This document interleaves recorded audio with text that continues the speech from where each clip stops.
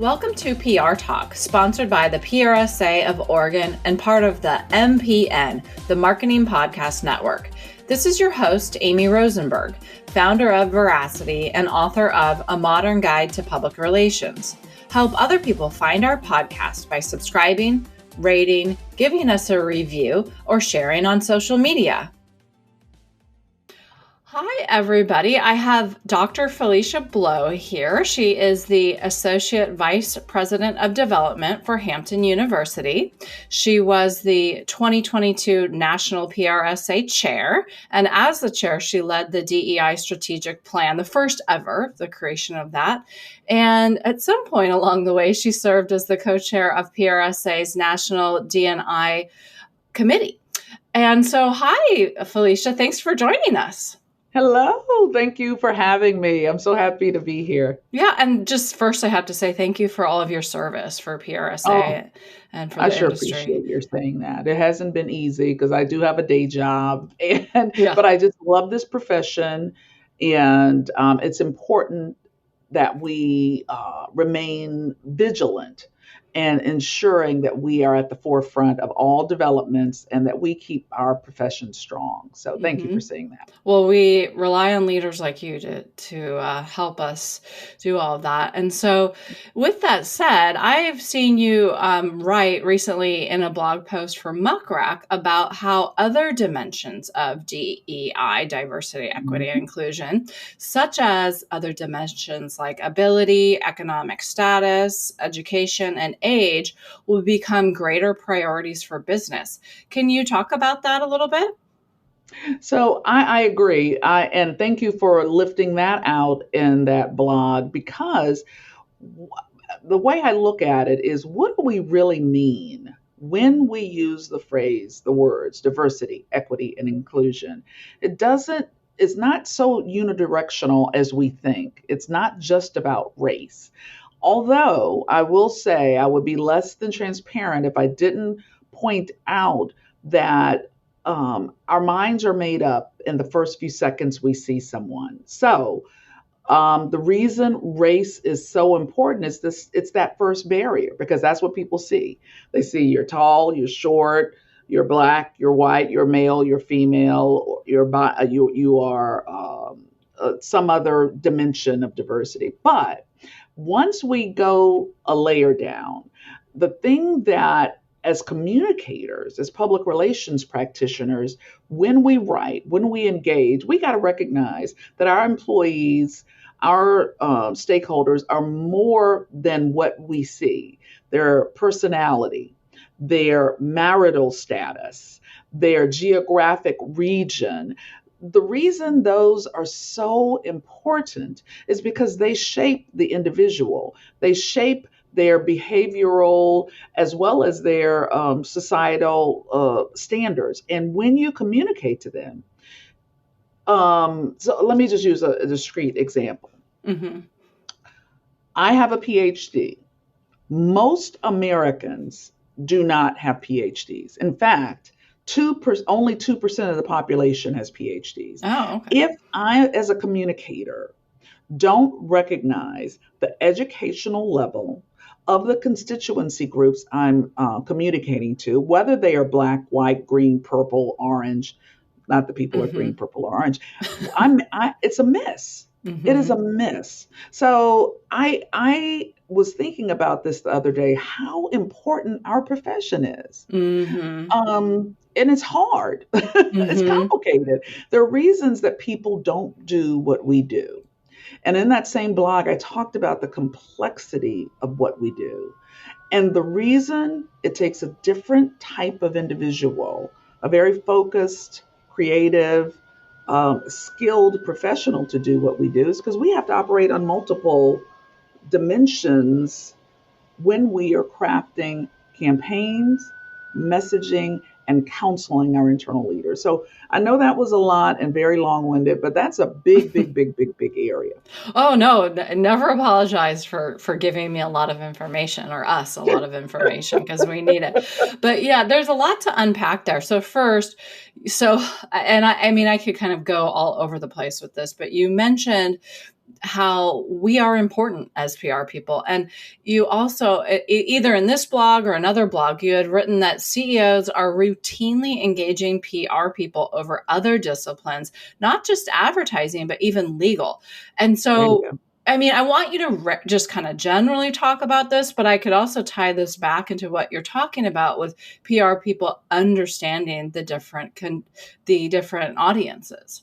That's exactly right. So I was on a global exchange with the Public Relations Consultants Association of India.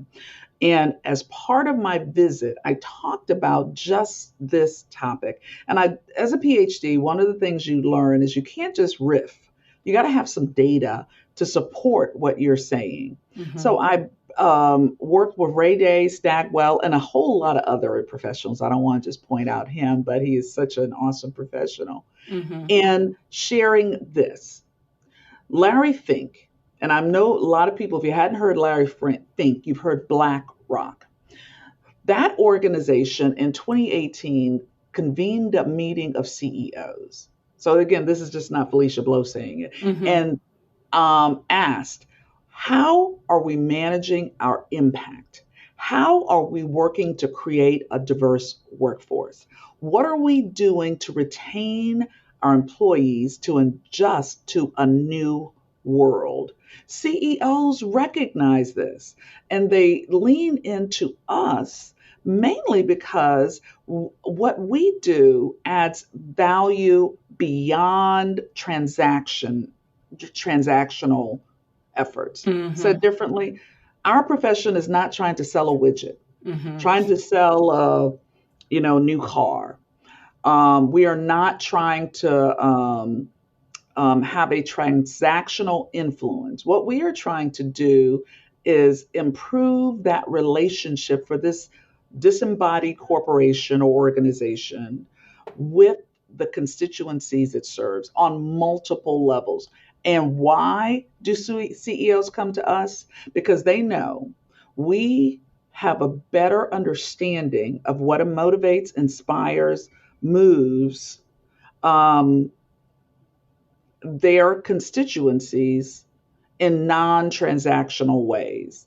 The You hear a lot about the extrinsic and intrinsic motivations of constituencies, of people, of human beings, and it is, people will pay more if they feel the brand, the company, the product goes beyond fulfilling that immediate need in terms of, hey, I want a burger. Let me just go over here and buy the burger. There's more that's going on. You're helping in the community, you're hiring diverse workforces that from your own community, you are doing philanthropic engagements to educate different people. It's on all these pillars. Mm-hmm. And it's up to us to interpret all this data, bring it together, go to our CEOs with counsel.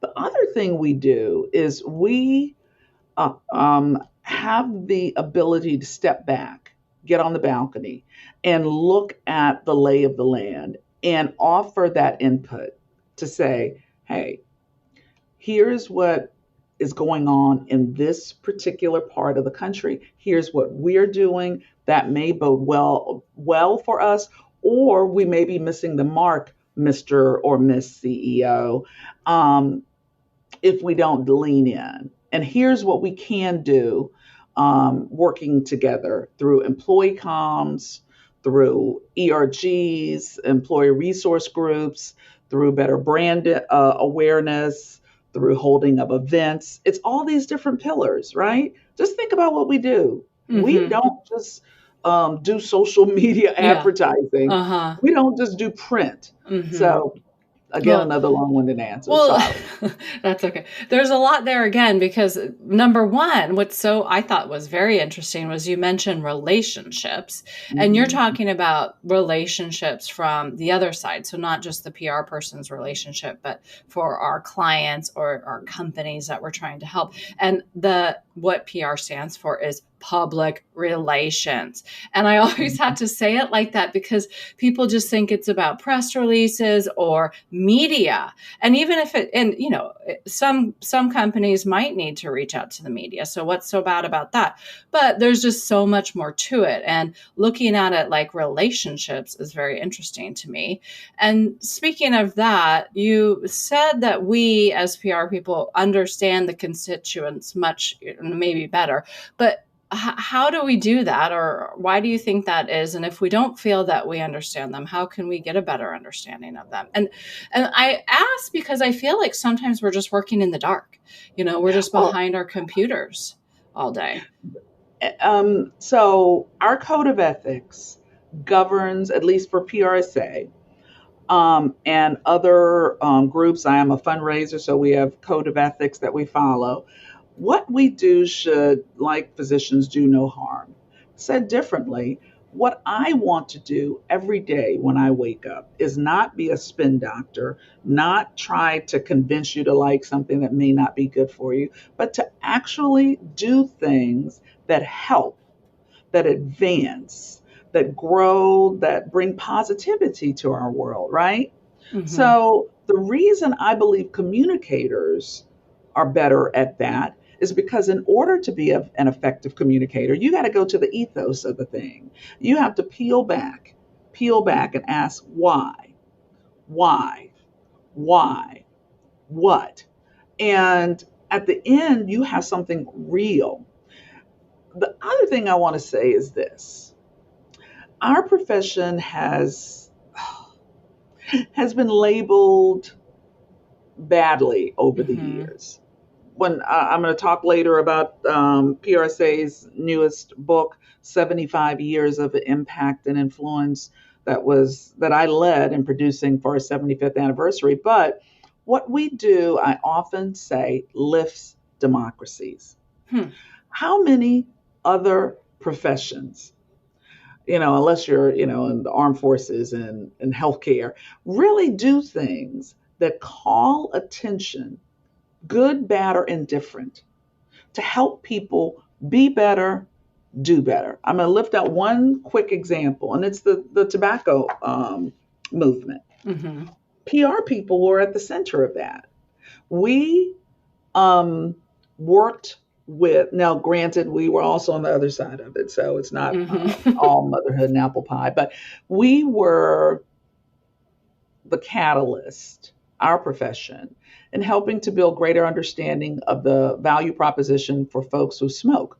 It's your constitutional right to do so, yes, but hey, don't believe the hype. Here are the other parts that you need to consider if you choose to smoke. Mm-hmm. That's the side that I want to be on. That's what we do. And that's why I'm so proud of our profession. Mm-hmm. Yeah. And so speaking of going all the way back to the tobacco era, so tell me about this book. Was that somehow covered in the PRSA 75th anniversary book? Oh my gosh, yeah. In fact, I'm going to do my best to make sure you get one. So okay. What we did, we in this book had intentionally looked at 75 years when PRSA was born, 1947, 48, to 2022, our 75th. But in looking back, we also examined the suffrage movement, the Barcelona Principles. We looked at Ida B. Wells and how she was one of the first individuals to start a campaign against lynching. We looked at the Avon Walk for Breast Cancer, the ALS movement, all these different efforts wherein PR was at the center of improving constituencies' public's understanding. The Tylenol nightmare, 1982. Everybody knows about that. But guess what? It was the chief communications professionals in Tylenol that said, we got a crisis. We can't advertise our way out of it. We can't legalese or sue our way out of it. We have got to engage, build relationships, and communicate what we are doing at Tylenol. Yes, this book is chock full of things that will make you even more proud of the profession in which you work. Okay. So how can PR Talk listeners get a hold of that? Oh, if you go to PRSA.org, 75th anniversary, it's right there on the Okay. website. Okay. We'll Yeah, share a link. Okay. only $50 a copy, and this is a true party with a purpose. This book is intended to undergird professionals who want to be members of PRSA, because I do think it's important. Membership and the professional development that goes along with it are critically important. You got to develop yourself. Half, 50% of all proceeds from this book support membership scholarships. So Oh, okay. if you say, hey, look, I wish I had the 225 or 325 bucks. I don't. I'm an independent practitioner, but I really want to be part of this organization. You can apply for the scholarship and likely get it. And we believe after that 1 year membership scholarship, you're going to find a way. You're going to get more business, or you're going to find a way to underwrite your own membership. So, Okay. so it, Okay. it's full circle. Okay. Yeah. And what it's important to read up on this, because as I'm listening to you talk, not just about the examples in the book, such as Tylenol and whatnot, but just even before, what is coming to me is that PR people do the hard thing. And when I say Yep. PR, I mean communications. Mhm. We do the hard thing, and there's a lot to say about the hard thing, which is we had to uncover things. So we do our research, we go dig deep. There's that. But then also on the audience side, sometimes we might be asking them to do the hard thing, which might be give up smoking, get educated, or let's look beyond our internal, employee pool, look outside to find diverse talent. That's hard.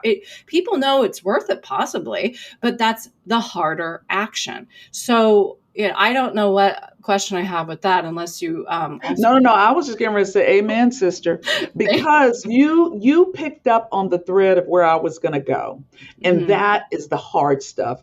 Why are we even having a conversation about diversity, equity, and inclusion? It's because women for a whole long time, certain ethnic minorities for a whole long time were disenfranchised from working, from being their full selves.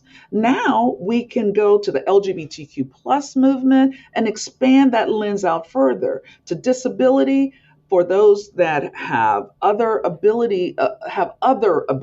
We don't use the phrase disabilities, that may not feel engaged. How do you make a person feel engaged when you are doing, let's say, a newsletter and they haven't historically seen themselves in it? What do? You Mhm. put them in it. You Mhm. add perspectives to tell the story, and then Mhm. you keep doing it, because what you are doing is influencing this on a continuum. It's not a one and done. We're not going to get it right every time. I can tell you right now, I have screwed up. And Mhm. I'm gonna be extremely transparent. I'm gonna Mhm. say something that people don't do. When it came to the LGBTQ plus movement, when it comes to it, I feel I am the biggest advocate ally, have been for the longest time. But I had to do some research, some more training on the proper languages, the Mhm. proper words. Because if you don't know, you just don't know, Mhm. right? Mhm. So I often talk about um, being intentional about what you do if you are wishing to change. So these guides, language guides to help enhance and improve your communications to diverse audiences are critical. I Mhm. did that. I wanted to do that because I wanted to be better, do better. Um, and I encourage others. When you stop learning is when um, failure happens. If Mhm. you are breathing, you have the chance. So, no, Mhm. you may not have it all right now. No, you may not know all of the correct um, terms to use. But guess what?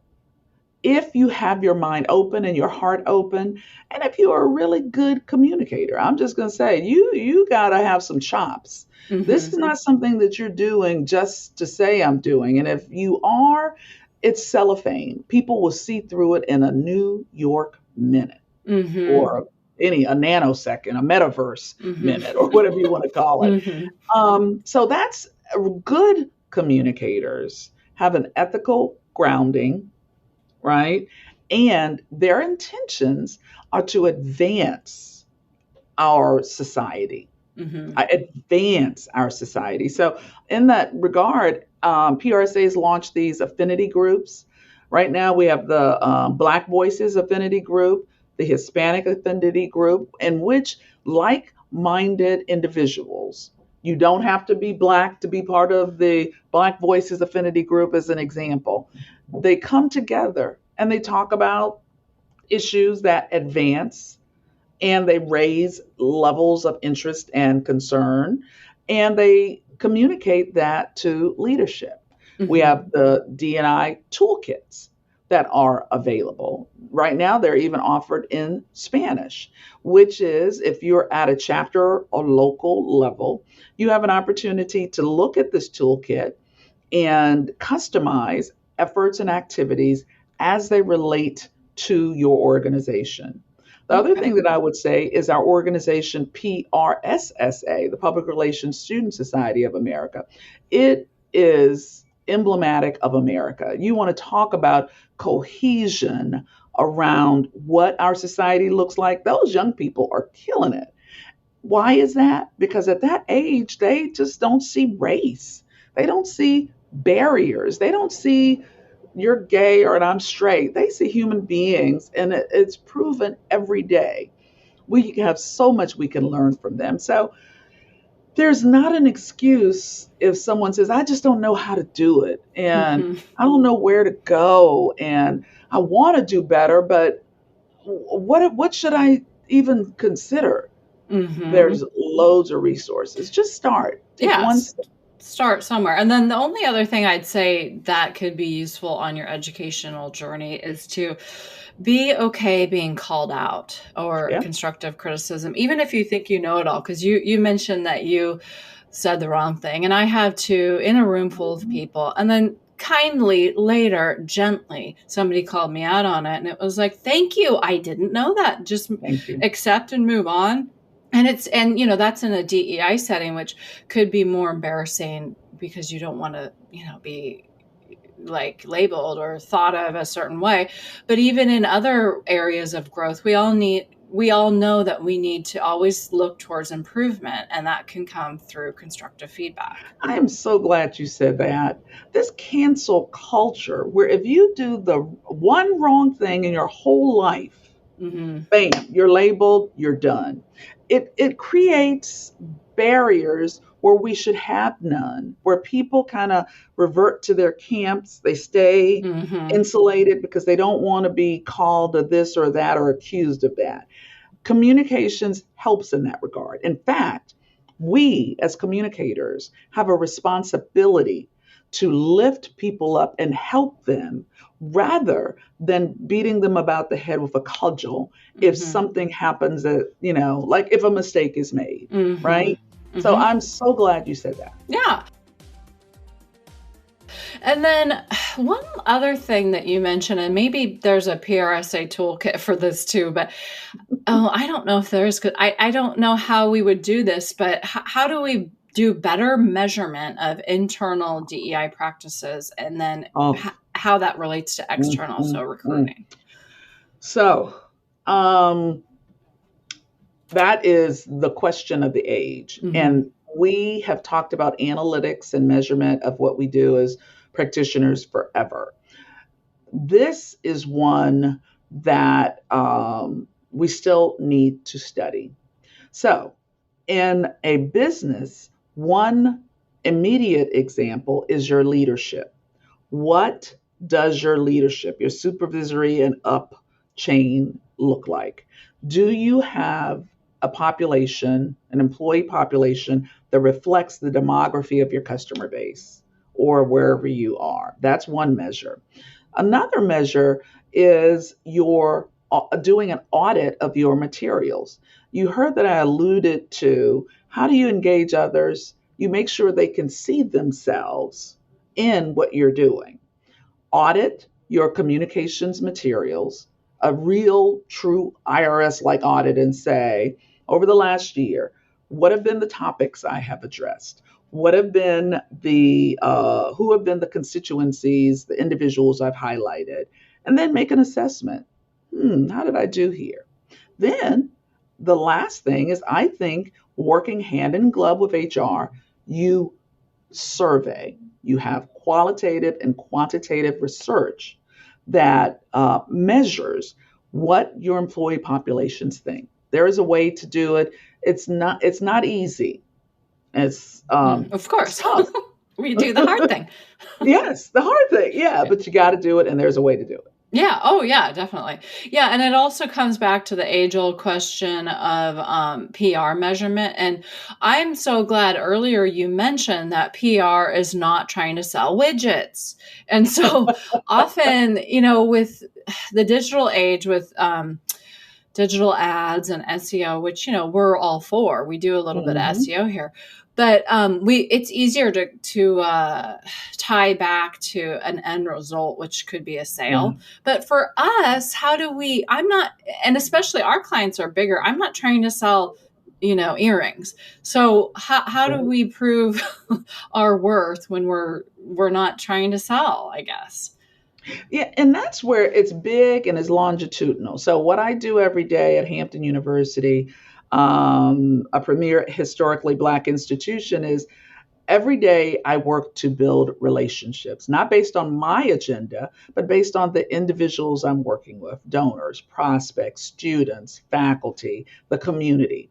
And what do I call what I do? Long term. I can't get a donor to give me $1 million by just walking up to them and saying, hey, Hampton's great, give me $1 million. Nope. It's about that relational thing. And they have to recognize that I am concerned and care about what motivates them. It's not about me. That's the measure. And it has to be somewhat more longitudinal in nature. There are short-term measures. I do believe that there are ways that we can just look at our activity analysis, if you will, because you do need some short-term successes. But they should bridge to something bigger, BHAG goals with these little milestones of activity analysis built in, and it's doable. Okay. Yeah, I ask you kind of a big question right at the end when we're trying to wrap up, but I just, think, well, I might as well see what we can do about this. I feel like now I ask the question every day, but it is what it is. And now for me, as a business owner that gets a lot of calls from people who want PR, they think they want PR. I just say, I'm in the long game. Like, I don't know. It's like I kind of undersell in a little bit and say, this might not be right for you. Might not be, exactly. Oh my God. Thank you. Guess what? That company is going to respect you more in the long term. Guaranteed. Yeah, people don't want to be sold anyway, but also we as PR people or communicators, whether we're in-house or external, we need to set expectations that this is not an overnight thing. And just like how earned media, so getting coverage takes a while. Well, think about how long results would take if getting the coverage takes a while. So right. It's been awesome. Yeah. I enjoyed it. Well, thank you. I loved speaking with you, and I've followed you for a while with your work with PRSA, and we appreciate everything you're doing. Oh, I love it, love it, love it. Get that 75th anniversary book. You'll love it even more. You'll love the profession you work in even Thanks more. for listening. Oh, good. Okay, For more we will PR do that. insight, be sure to check out Amy's book, A Modern Guide to Public Relations, at prtalk.co. Also, please subscribe, rate, or leave us a review.